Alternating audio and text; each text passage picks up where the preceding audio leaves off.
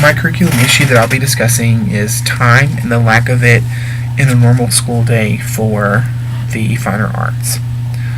Most people or teachers see band as an extracurricular, so we aren't given the time needed to teach each student, just the ones who want to take band or have it in their schedule as their elective credit. Along with time, another issue is standardizing music education and then how to assess it and the time needed to standardize and assess. Carl Fisher states in his article Debating Assessment in Music Education about the performance pressures associated with secondary music ensembles. And with these pressures come the marching performances every week, and then limited time remains in the rehearsal to prepare students for standardized testing.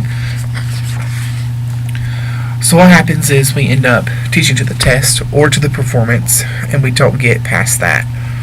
Music is definitely more than a performance-based entity, but in rural public schools, people hear music and they think marching band most of the time. But the theory and time needed to teach what they produce on the field takes time.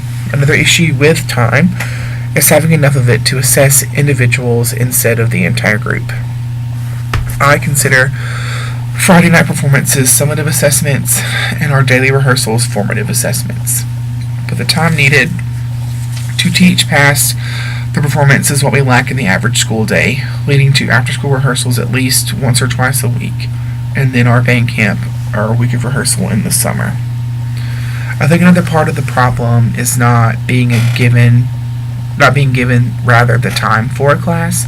This is called rehearsal, and we're supposed to teach them what we need to teach them for a test / have a rehearsal in a 15-minute block, and it just can't happen, which is why we pour over to after school.